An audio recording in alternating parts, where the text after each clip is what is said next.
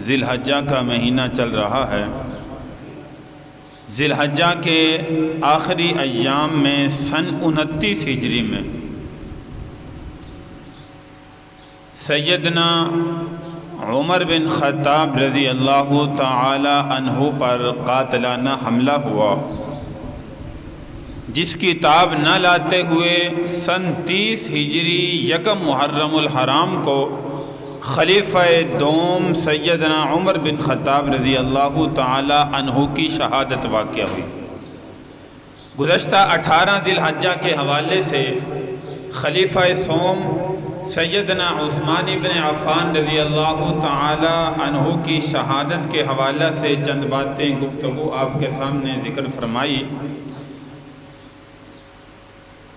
26 ذی الحجہ خلیفہ دوم سیدنا عمر بن خطاب رضی اللہ تعالی عنہ پر مسجد نبوی کے اندر مصلی نبوی پر فجر کی نماز میں آپ پر قاتلانہ حملہ ہوا۔ 26 سے لے کے پھر یکم محرم الحرام سن 30 ہجری شروع ہوتا ہے۔ 30 ہجری یکم محرم الحرام کو خلیفہ دوم امیر المؤمنین سیدنا عمر بن خطاب رضی اللہ تعالی عنہ کی شہادت واقع ہوتی ہے۔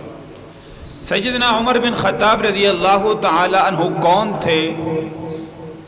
یہ چند باتیں آپ کے سامنے آپ کی سیرت کے حوالے سے جو ہے وہ ذکر کروں گا۔ اللہ تبارک و تعالی ہم سب کو صحابہ کرام رضی اللہ عنہم اجمعین کے نقش قدم پر چلنے کی توفیق عطا فرمائے۔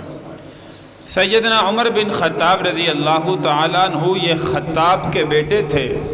قبیلہ عادی سے عرب قبیلے کے اندر جو بہادر قبیلہ سمجھا جاتا تھا، اس خاندان سے آپ کا تعلق ہے۔ سیدنا عمر بن خطاب رضی اللہ تعالیٰ عنہ یاد رکھیے سن 5 ہجری میں دائرہ اسلام میں داخل ہوئے، اور سیدنا عثمان غنی رضی اللہ تعالی عنہ گزشتہ جن کی شہادت کا واقعہ آپ کے سامنے ذکر کیا، آپ خلیفہ سوم تھے اور جو کہ شروع سے ہی اسلام لائے، لیکن سیدنا عمر بن خطاب رضی اللہ تعالی عنہ سن 5 ہجری میں یعنی عثمان بن عفان رضی اللہ تعالی عنہ کے 5 سال بعد اسلام لانے والے ہیں، لیکن مقام و مرتبے میں فرمایا ان سے بھی زیادہ ہیں کہ خلیفہ دوم کا مقام دنیا میں اللہ کے نبی نے مقرر فرمایا، اور سیدنا عثمان غنی رضی اللہ تعالیٰ عنہ خلیفہ سوم مقرر ہوئے۔ یہ مقام کیسے ملا، اس کی نسبت سے چند باتیں آپ کے سامنے جو ہے وہ ذکر کروں گا۔ تو یہ سیدنا عمر بن خطاب رضی اللہ تعالیٰ عنہ یاد رکھیے سن 5 ہجری میں اسلام لائے، خطاب کے بیٹے تھے، قبیلہ عادی سے ان کا تعلق تھا، اور خطاب اس وقت بھی زندہ تھے جب دائرہ اسلام میں حضرت عمر بن خطاب رضی اللہ تعالیٰ عنہ داخل ہوئے۔ آپ کی والدہ ماجدہ بھی اس وقت زندہ تھی۔ پس منظر اسلام لانے کا آپ سنتے بھی ہیں علماء سے، مقررین سے، خطباء سے، مواعظین سے، کہ سیدنا عمر بن خطاب رضی اللہ تعالیٰ عنہ کی بہادری بڑی مشہور تھی۔ ادھر دار ارقم میں پیارے پیغمبر صلی اللہ علیہ وسلم اور چند صحابہ کرام رضی اللہ عنہم اجمعین نماز بھی دار ارقم میں پڑھتے ہیں، خانہ کعبہ میں پڑھنے کی کافر اجازت نہیں دے رہے۔ ابو جہل بڑے بڑے کافر، انہوں نے اللہ کے نبی کو روکا ہوا ہے، اگر آتے ہیں تو تکلیفیں دیتے ہیں۔ دار ارقم مسلمانوں کے جمع ہونے کی جگہ ہے، وہاں پہ ہی نماز ادا ہوتی ہے، وہیں پہ جو ہے وہ اذان ہوتی ہے، وہیں سے اسلام کی ہوائیں پھیلنا شروع ہوتی ہیں، وہیں سے اسلام کی صدائیں بلند ہو رہی ہیں۔ خانہ کعبہ میں اللہ کے نبی صلی اللہ علیہ وسلم جو ہے وہ کفار کی وجہ سے نہیں جا سکتے، اور ادھر دار الندوہ میں جو کفار کی بیٹھک ہے، کفار کے بیٹھنے کی جگہ ہے، یاد رکھیے کہ ادھر مشورے ہو رہے ہیں کہ کسی نہ کسی طریقے سے اسلام کو نعوذ باللہ ختم کیا جائے۔ اور یکم ہجری سے لے کے یہ سن 5 ہجری تک، جب تک حضرت عمر بن خطاب رضی اللہ تعالیٰ عنہ اسلام میں داخل نہیں ہوئے، اس وقت تک اللہ کے نبی پر جو ہے وہ تکالیفیں ہیں، صحابہ پر تکالیفیں ہیں، جس کا دل چاہتا ہے کفار کا مسلمانوں کو شہید کر دیتے ہیں، صحابہ کو شہید کر دیتے ہیں، جس کو چاہتا ہے مارنا پیٹنا شروع کر دیتے ہیں۔ تو ایک دن اللہ کے محبوب صلی اللہ علیہ وسلم نے یہ سن 5 ہجری کا واقعہ یاد رکھی، خانہ کعبہ کا غلاف پکڑ کر رات کے وقت اللہ سے دعا مانگی۔ کبھی کبھی عبادت کے لیے، دعا مانگنے کے لیے اللہ کے نبی جو ہے وہ رات کو آ جایا کرتے تھے، جس وقت کافروں کو پتہ نہیں ہوتا تھا۔ تو یہ اتنی جو ہے وہ صرف اجازت تھی، کھلے عام سرے عام آ کر وہاں پہ نماز ادا کریں، اذان دیں اور وہاں پر جو ہے وہ بیٹھ جائیں، ایسا انتظام ابھی تک موجود نہیں ہے۔ تو پیارے پیغمبر صلی اللہ علیہ وسلم نے خانہ کعبہ کا غلاف پکڑ کر اللہ سے 2 بندوں کی ہدایت مانگی، یا اللہ اسلام کو قوت عطا فرما، نمبر 1 عمر بن خطاب کی وجہ سے یا عمر بن حشام کی وجہ سے۔ عمر بن خطاب حضرت عمر رضی اللہ تعالی عنہ کے متعلق، اور عمر بن حشام یاد رکھیے وہ ابو جہل کا نام ہے۔ عمر بن حشام یا عمر بن خطاب کے ذریعے سے اسلام کو قوت عطا فرما۔ تو اللہ نے صبح کو دعا قبول کرنی تھی، دار الندوہ میں کفار کی میٹنگ چل رہی ہے، مشورہ چل رہا ہے کہ کس طریقے سے نعوذ باللہ پیارے پیغمبر صلی اللہ علیہ وسلم کو قتل کر دیا جائے، شہید کر دیا جائے، تاکہ نہ اللہ کے نبی ہوں گے نہ ان کا دین اسلام جو ہے وہ آگے مکہ کے اندر، کائنات کے اندر پھیل سکے۔ تو دار الندوہ میں جب میٹنگ چل رہی ہے، سارے کفار، بڑے بڑے بہادر بھی، بڑے بڑے سردار بھی، سارے کافر وہاں پہ دار الندوہ میں جمع ہیں، مشورہ ہو رہا ہے کہ اللہ کے نبی کو قتل کرنے کے لیے کون سا بندہ جائے، کس بندے کا انتخاب کیا جائے۔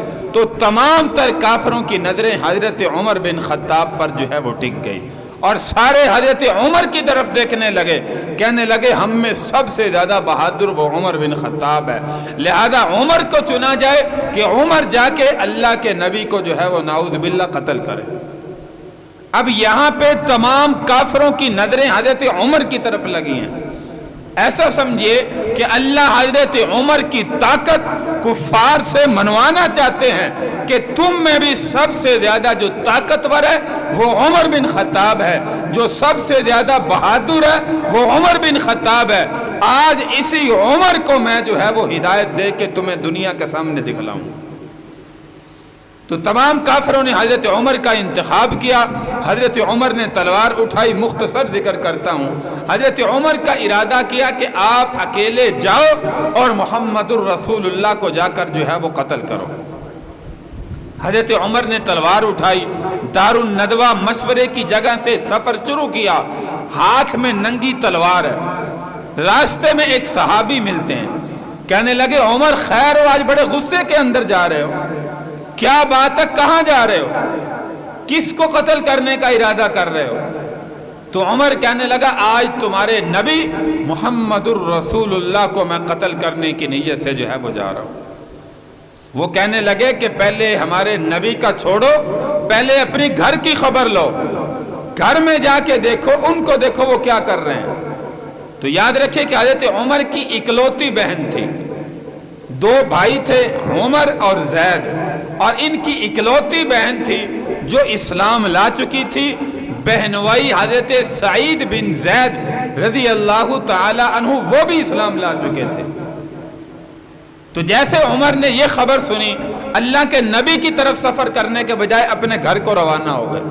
جب گھر میں گئے، کان لگا کر دروازے سے سنا تو اندر سے قرآن کی تلاوت کی صدا آ رہی ہے۔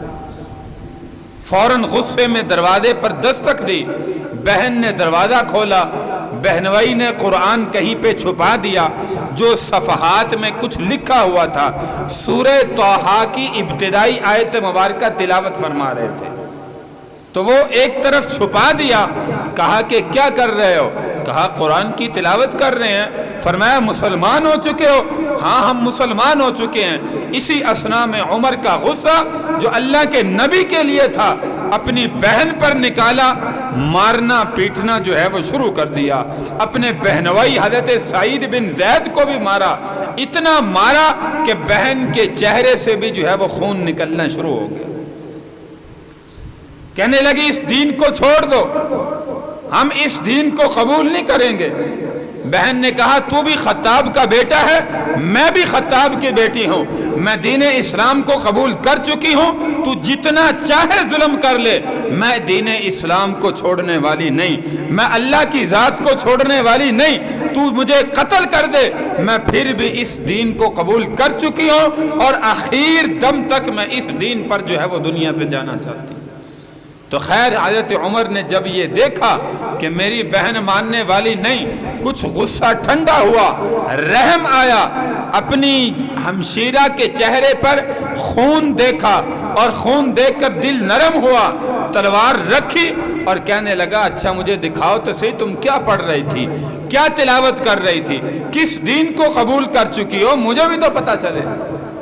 تو بہن نے کہا کہ عمر ایسے نہیں، اس صفحات کو چھونے کے لیے پہلے غسل کرنا ضروری ہے، کپڑے تبدیل کرنا ضروری ہے، اس کے بعد میں تمہیں چھونے کی اجازت دے سکتی ہوں۔ حضرت عمر نے غسل کیا، غسل کرنے کے بعد نیا لباس پہنا، لباس پہننے کے بعد یہ سورہ طٰہٰ کی آیت مبارکہ سامنے رکھی اور حضرت سعید بن زید رضی اللہ تعالی عنہ آپ کے بہنوئی نے تلاوت فرمائی، طٰہٰ ما انزلنا علیک القرآن لتشقى الا تذکرة لمن یخشى تنزیلا ممن خلق الارض والسماوات العلا۔ ابتدائی آیت مبارکہ، یہ 6 آیت مبارکہ سورہ طٰہٰ کی تلاوت فرمائی۔ حضرت عمر بن خطاب رضی اللہ تعالی عنہ آپ کے دل کی کیفیت نرم ہوتی گئی۔ یاد رکھیے ان آیت مبارکہ میں اللہ نے اپنی توحید کو بیان فرمایا۔ اللہ وہ ہے جس نے آسمان کی بلندی کو پیدا کیا، اللہ وہ ہے جس نے زمینوں کو بچھا دیا، اللہ وہ ذات ہے جو آسمانوں کو بغیر ستون کے کھڑا کرنے والا۔ اللہ کی توحید بیان ہو رہی ہے، حضرت عمر سنتے جا رہے ہیں، دل نرم ہوتا جا رہا ہے، غسل کر چکے ہیں، اچھا لباس پہن چکے ہیں، اپنی ہمشیرہ سے کہنے لگے اچھا مجھے بھی اپنے نبی کی خدمت میں لے چلو۔ ادھر اللہ کی طرف سے جبریل کا نزول ہوتا ہے، اللہ کے نبی کی خدمت میں جبریل امین کا نزول ہوا۔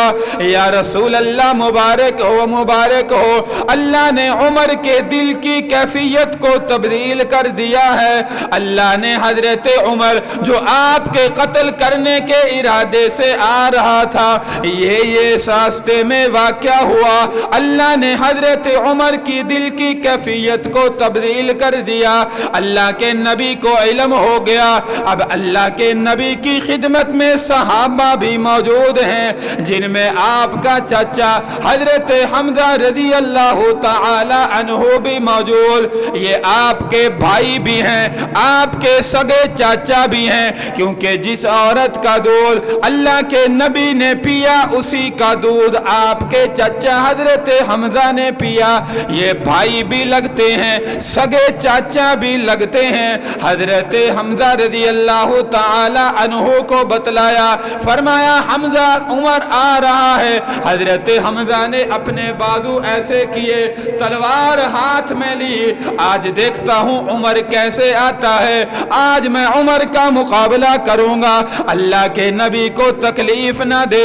جیسے حضرت عمر کے دروازے پہ دستک ہوئی، حضرت حمزہ دروازے کی طرف دوڑے، اللہ کے نبی نے فرمایا حمزہ رک جاؤ رک جاؤ رک جاؤ، آج عمر اس نیت سے نہیں آیا جس نیت سے تم سمجھ رہے ہو، اللہ نے اس کی دل کی کیفیت کو تبدیل کر دیا ہے۔ حضرت عمر رضی اللہ تعالی عنہ تشریف لائے، دروازہ حضرت عمر کے لیے کھولا گیا، اللہ کے نبی نے کھڑے ہو کر استقبال کیا۔ یاد رکھیے جب حضرت عمر کی دل کی کیفیت تبدیل ہوئی، ہمشیران بہنوئی نے ایک دوسرے کی طرف دیکھا اور خوش ہوئے کہ رات ہمارے نبی نے جو خانہ کعبہ کا غلاف پکڑ کر دعا مانگی تھی، اللہ نے اس دعا کو قبول کر لیا۔ آج عمر کو اللہ نے ہدایت دے دی۔ یاد رکھیے حضرت عثمان سے زیادہ حضرت عمر کو مرتبہ کیسے ملا۔ سید عطا اللہ شاہ بخاری رحمت اللہ علیہ اپنی زبان میں کہتے ہیں ہر صحابی اللہ کے نبی کے مرید ہیں، لیکن حضرت عمر اللہ کے نبی کے مرید نہیں، مراد رسول ہیں۔ اللہ کے نبی نے اللہ سے مانگا یا اللہ یا مجھے حضرت عمر دے دے، عمر دے دے یا عمر بن حشام دے دے، یہ مراد رسول ہے۔ اللہ کے نبی نے اللہ سے مانگا، اللہ نے عمر عطا کیا۔ جب عمر عطا ہوا پھر دیکھیے کیفیت کیسے تبدیل ہوئی۔ حضرت عمر تشریف لائے، اللہ کے نبی نے کھڑے ہو کر استقبال فرمایا، اللہ کے نبی دستے بازو ہوئے، ایک دوسرے کے سینے کے ساتھ ملے۔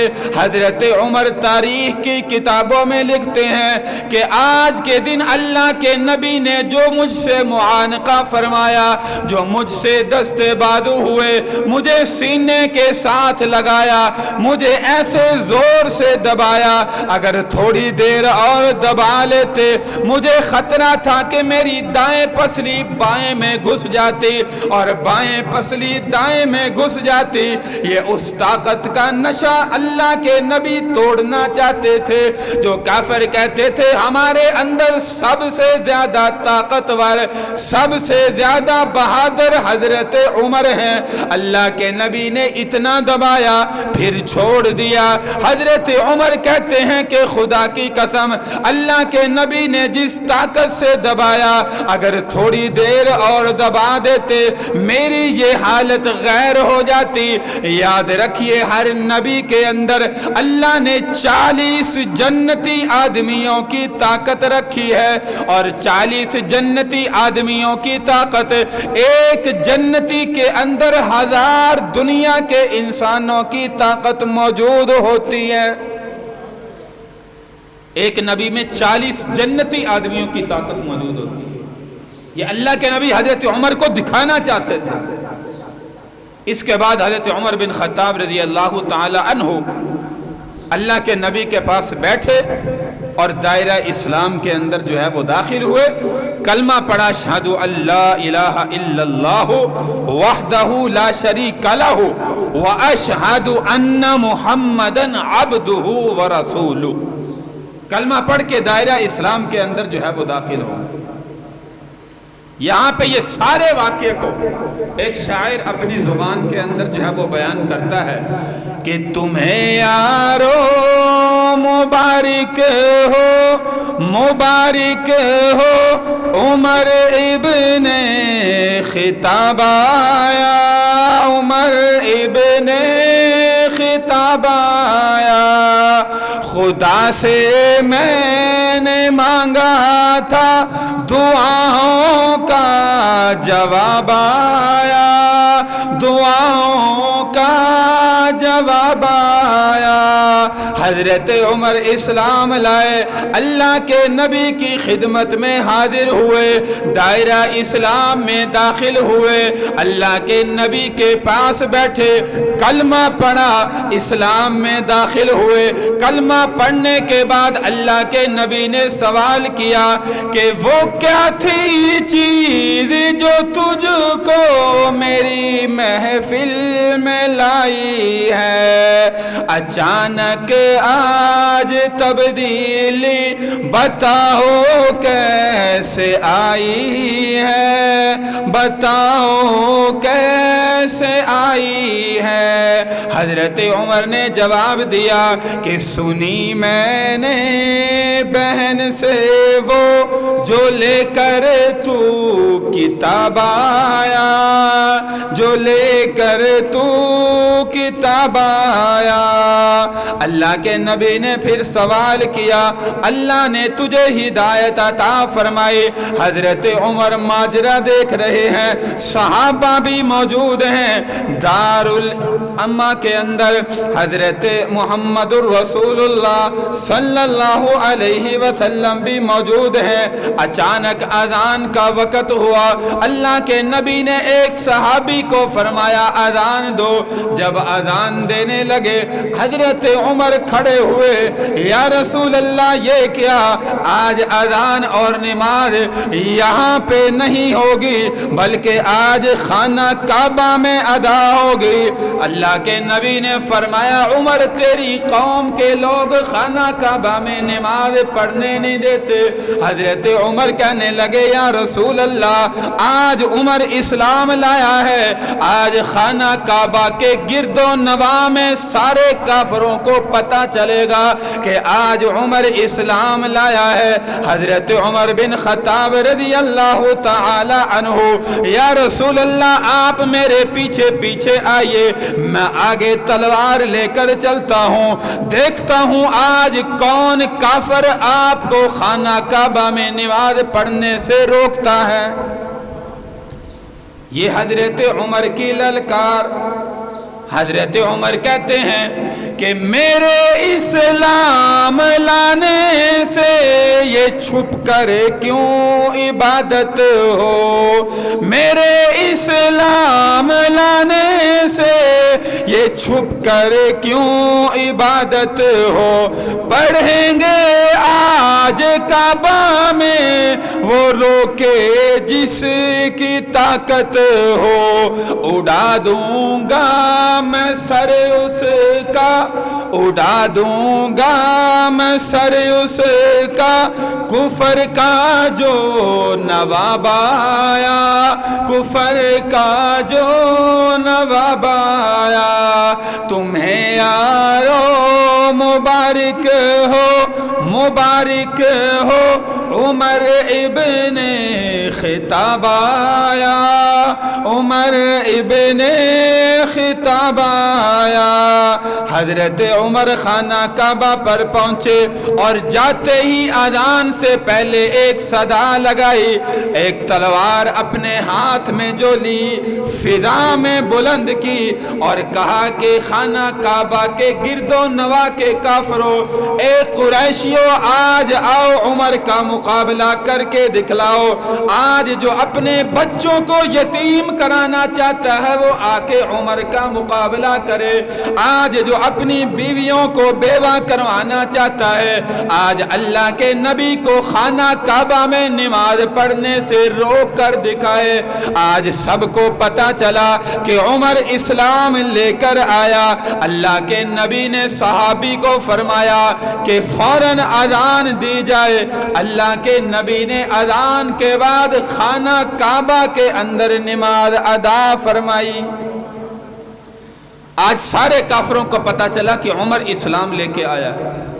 تو میرے بھائی میں شروع میں ذکر کر رہا تھا کہ عمر کو عثمان سے برتری کیسے حاصل ہوئی۔ یاد رکھیے کہ ایک ہے شمال کے اندر مسلمانوں کا قبلہ اول جس کو بیت المقدس کہا جاتا ہے، جو اول قبلہ ہمارا بیت المقدس تھا، بعد کے اندر اللہ تبارک و تعالی نے بیت المقدس سے تبدیل کر کے پھر مغرب کے اندر جو خانہ کعبہ اس وقت بھی ہمارا قبلہ موجود ہے یہ قبلہ دوم کہلاتا ہے۔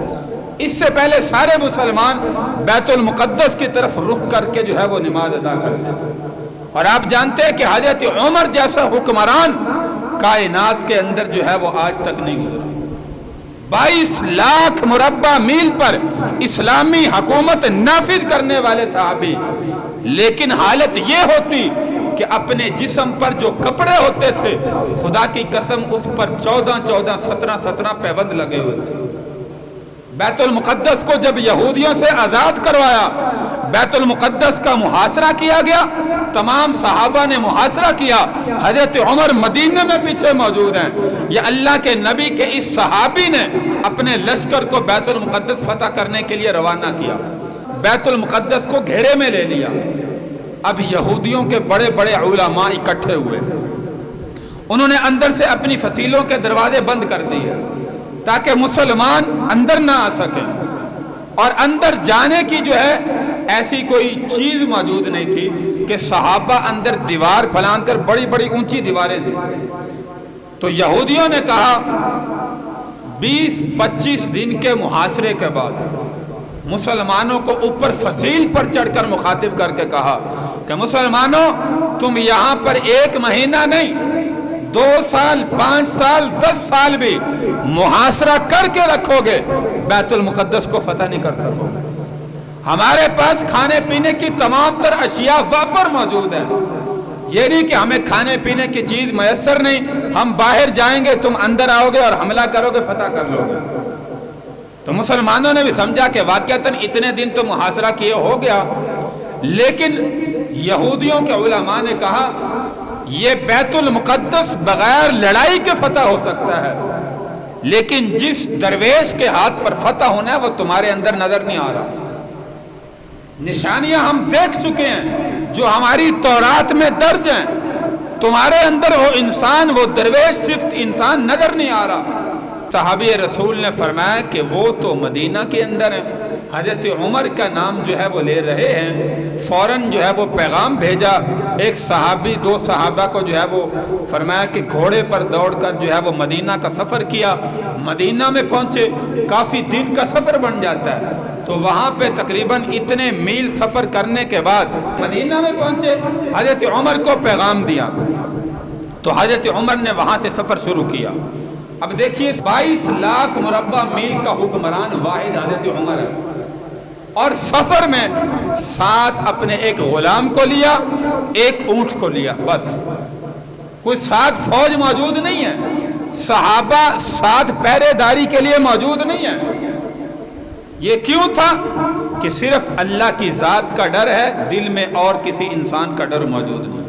آج ہمارے چھوٹے سے کسی منشی نے، کسی وزیر نے، کسی وزیر اعلیٰ نے، وزیر اعظم نے سفر کرنا ہو، آپ سڑک پہ دیکھیں گے ساری سڑک بلاک ہو جائے گی، ساتھ جو ہے وہ قافلہ بڑی بڑی گاڑیوں کا موجود ہو، اور ولٹ بروف جو ہے وہ گاڑیاں ہوں گی کہ کوئی حملہ بھی کرے تو اثر نہ ہو۔ کیوں؟ کیونکہ آج ہم نے جو ہے وہ ظلم کیا، جب ظلم کیا تو لوگوں کا ڈر جو ہے وہ ہمارے دلوں میں بیٹھ گیا، کہیں وہ قتل نہ کر دے، وہ نہ مار دے، وہ نہ مار دے۔ یہ حضرت عمر بن خطاب میرے بھائی صحابی رسول ہے، دل میں کسی کا ڈر موجود نہیں ہے، صرف اللہ کی ذات سے ڈرنے والے ہیں۔ ان 2 بندوں نے سفر شروع کیا، اونٹ پر غلام کو کہا اتنا سفر میں اوپر بیٹھوں گا، تو اونٹ کی مہار پکڑ کے آگے آگے چلے گا، اور اتنا سفر جو ہے وہ میں اونٹ کی مہار پکڑ کے چلوں گا، تو اوپر بیٹھے گا۔ غلام کہنے لگا امیر المؤمنین یہ ہاتھ جوڑ رہا ہوں، یہ کیا کر رہے ہیں آپ؟ مدینہ کے نہیں 22 لاکھ مربع میل کے حکمران ہیں، خدا کے لیے مجھ پر رحم کریں۔ لیکن حضرت عمر نے کہا نہیں، جو میں نے کہہ دیا وہی ہوگا۔ حضرت عمر نے سفر شروع کیا، اور اتفاق سے سفر ہوتے ہوتے جب بیت المقدس کے قریب جو ہے وہ مصر میں پہنچتے ہیں، فلسطین میں پہنچتے ہیں، تو یاد رکھیے غلام کی باری اوپر بیٹھنے کی تھی، تھوڑا سا پیچھے غلام کی اوپر بیٹھنے کی باری آ گئی، تو وہ پھر منت سماجت کرنے لگا امیر المؤمنین خدا کے لیے رحم کریں۔ یہاں پہ یہودی دیکھیں گے کیا کہیں گے؟ صحابہ نے دیکھ لیا میری گردن قلم کر دیں گے کہ تو اتنا گستاخ ہو گیا، امیر المؤمنین پیدل چل رہے ہیں اونٹ کی مہار پکڑ کر، اور تو بادشاہ بن کے اوپر سواری پر بیٹھا ہوا ہے۔ حضرت عمر نے فرمایا الدور فالدور، باری باری جو میں نے کہا تھا وہ ویسے چلے گا، تیری باری اوپر بیٹھنے کی ہے، میری پیدل چلنے کی ہے۔ تو خیر غلام اوپر بیٹھا، جب داخل ہوئے تو صحابہ بھی دیکھ کے حیران، یہ کیا؟ تو اس صحابی رسول نے جس نے فلسطین سے پیغام بھیجا تھا، اس نے کہا امیر المؤمنین آپ کو یہودی علماء نے دیکھنا ہے، آپ کو دیکھ کے وہ کہتے ہیں ہم بیت المقدس کو بغیر لڑائی کے جو ہے وہ آپ کو دے دیں گے۔ خدا کے لیے آپ اپنا لباس تبدیل کر لیں، آپ اپنا صرف لباس تبدیل کر لیں۔ حضرت عمر نے کہا کہ محمد کے غلام جو ہے وہ کسی کی وجہ سے اپنے کپڑوں کو تبدیل نہیں کرتے، محمد کے غلام جس لباس میں ہیں اسی میں رہتے ہیں، خبردار اگر مجھے یہ لفظ دوبارہ کہا۔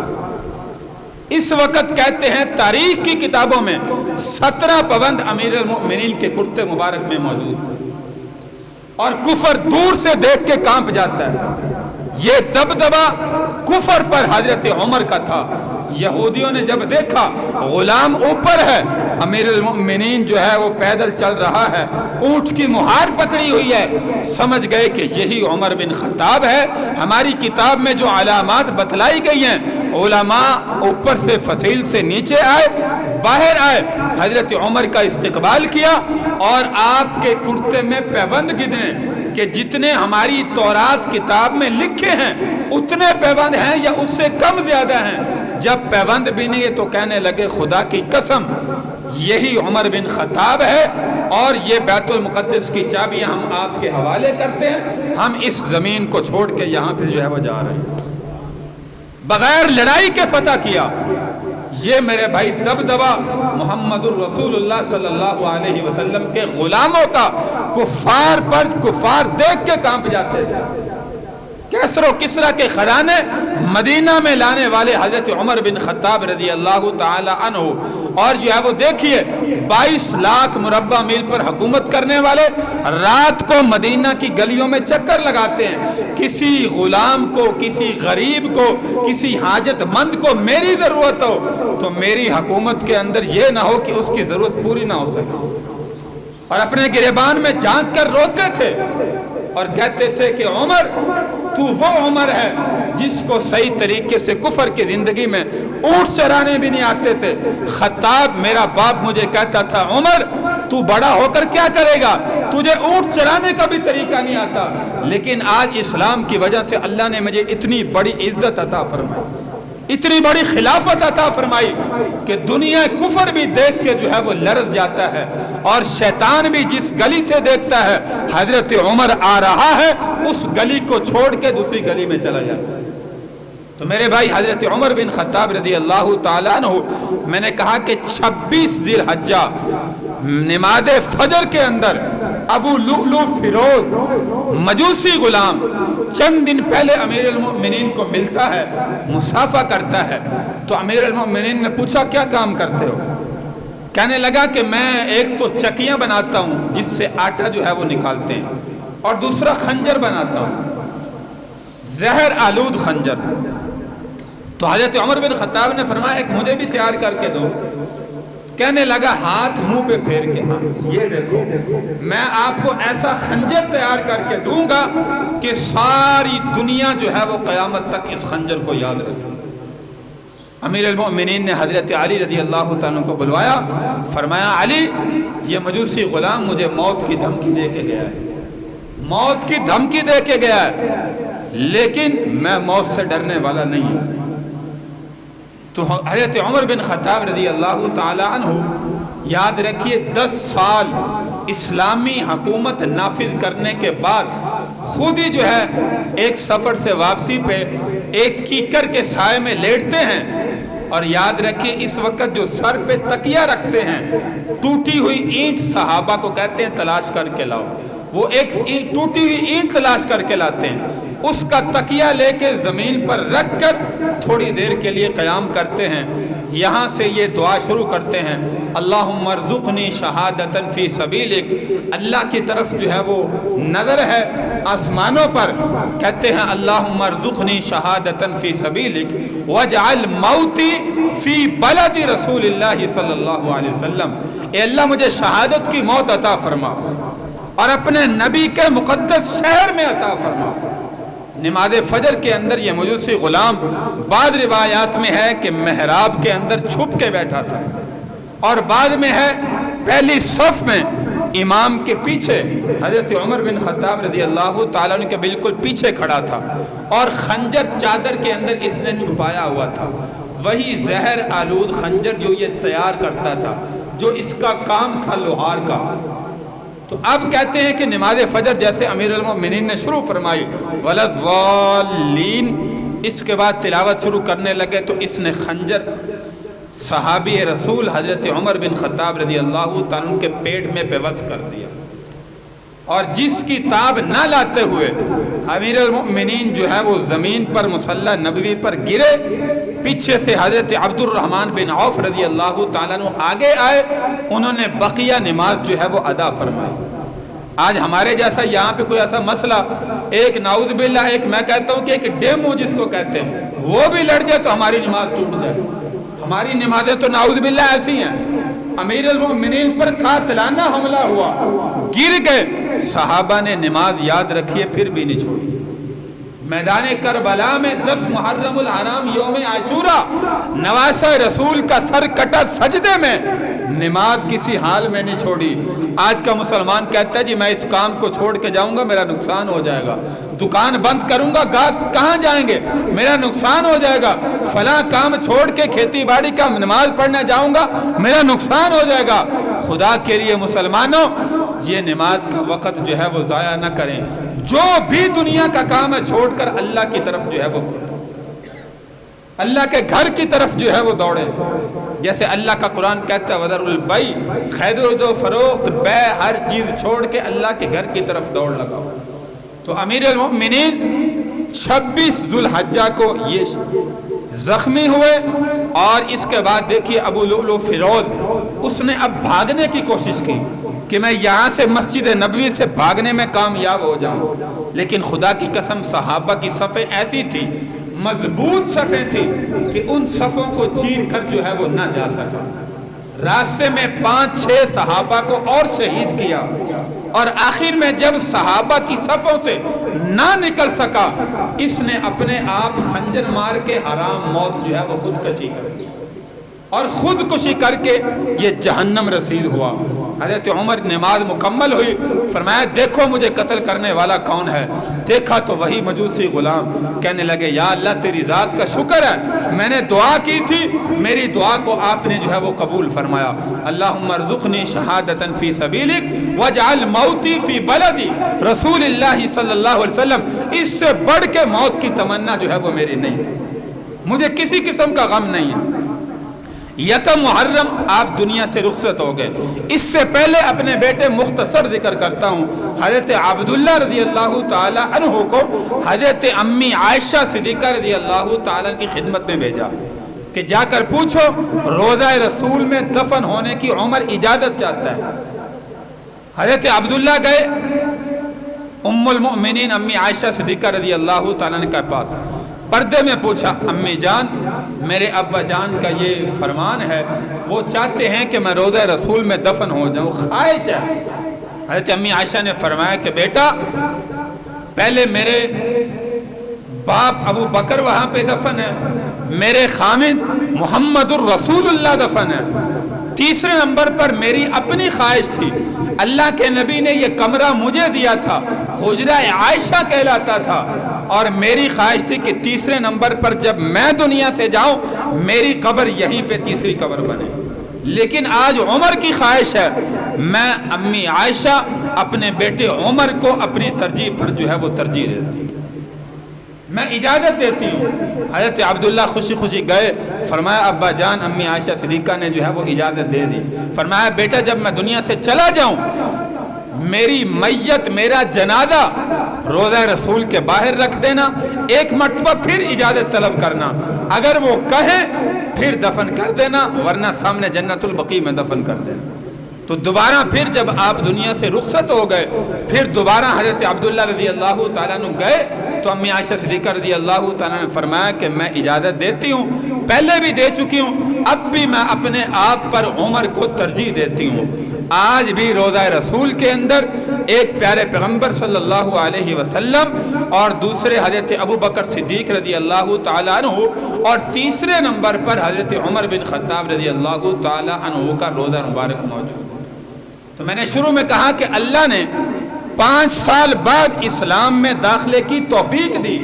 حضرت عثمان ابن عفان رضی اللہ تعالی عنہ کو شروع سال میں اسلام میں داخلے کی توفیق دی. لیکن مقام حضرت عثمان سے زیادہ کیوں ہے؟ دوسرے نمبر پر خلیفہ کیوں ہے؟ تیسرے پر حضرت عثمان غنی رضی اللہ تعالیٰ عنہ ہے. تو یاد رکھیے، میں نے شروع میں کہا شمال میں اللہ نے ایک قبلہ ہمیں عطا کیا بیت المقدس، مغرب میں ایک قبلہ عطا کیا بیت اللہ.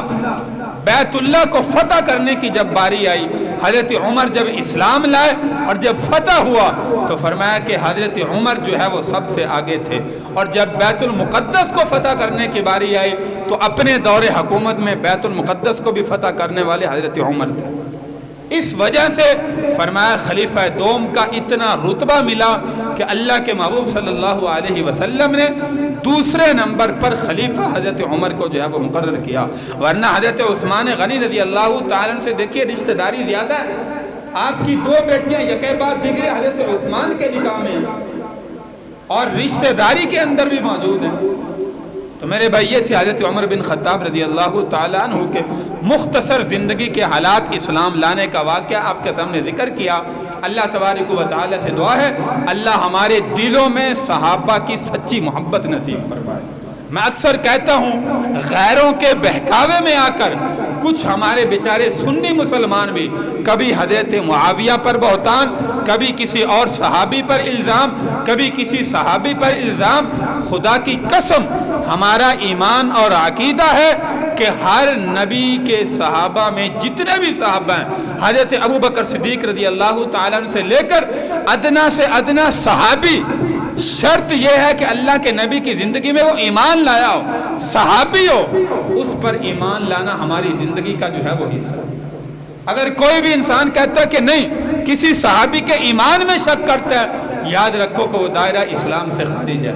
اللہ ہمیں صحابہ کی عزت کرنے کی توفیق عطا فرمائے اور صحابہ کے نقش قدم پر چلنے کی اللہ توفیق عطا فرمائے. وآخر دعوانا ان الحمد للہ رب العالمین.